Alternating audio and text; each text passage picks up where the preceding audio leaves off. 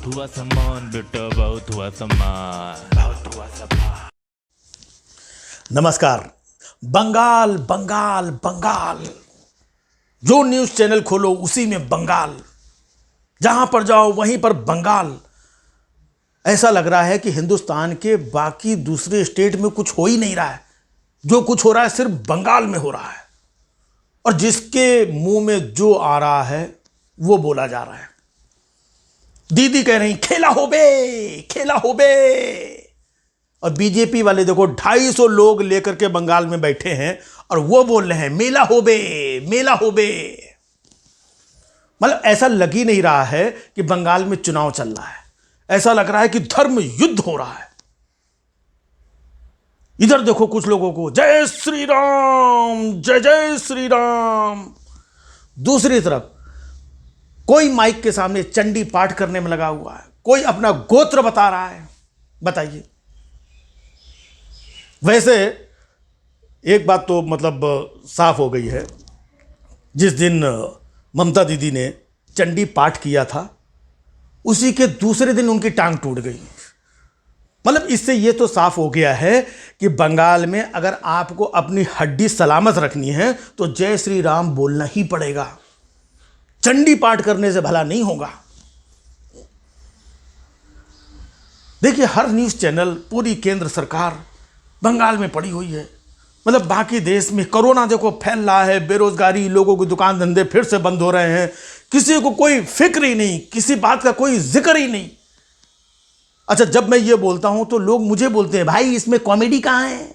अच्छा, कॉमेडी कहाँ है? मैं बता रहा हूं, पूरे बंगाल को फ्रैक्चर हो गया है, लेकिन प्लास्टर सिर्फ दीदी बांध के घूम रही हैं। अबे ये कॉमेडी नहीं तो और क्या है।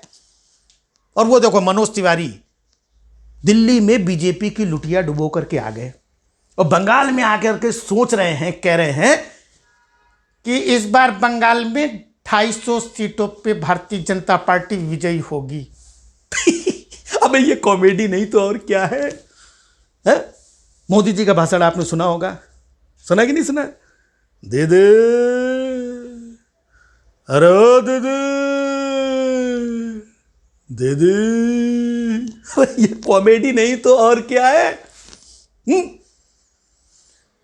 अब पूरे भारत में देखिए कोरोना फिर से फैल रहा है, लेकिन बंगाल में बीजेपी फैली हुई है।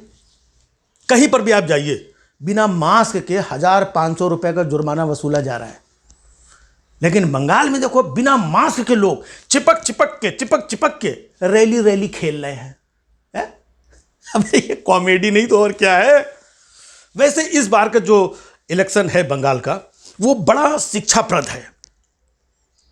हाँ, क्योंकि अगर बंगाल में चुनाव ना होता तो हमें यह पता ही नहीं चलता कि मोदी जी ने बांग्लादेश के स्वतंत्रता आंदोलन में जेल की सैर की थी।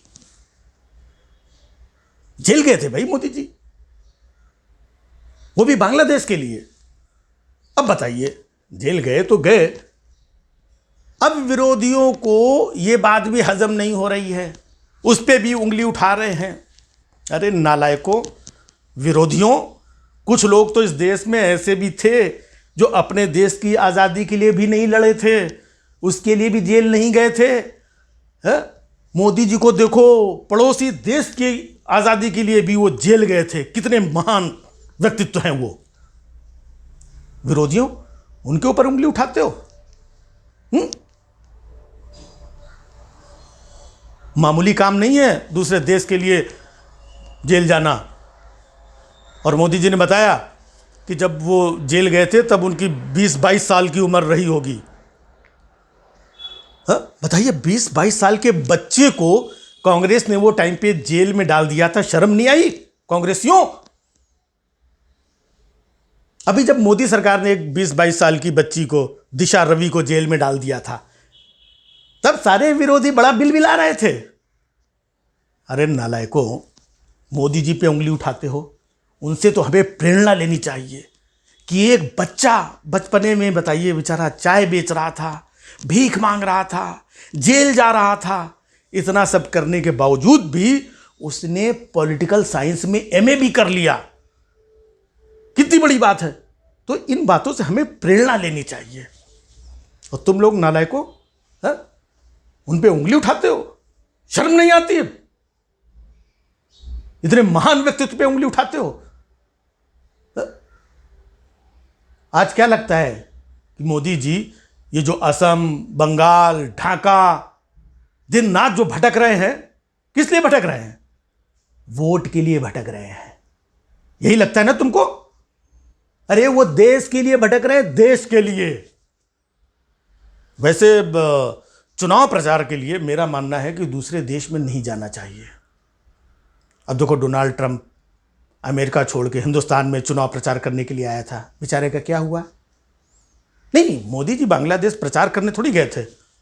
वो तो जहां जाते हैं हिंदुस्तान का नाम रोशन करने जाते हैं और ऊंचा नाम करने जाते हैं, इसलिए वहां पर गए थे। और विरोधियों, नालायकों, उन पर उंगली उठाते हो। इसलिए कहना पड़ता है बहुत हुआ सम्मान, है? बहुत हुआ सम्मान बेटा, बहुत हुआ सम्मान, बहुत हुआ सम्मान।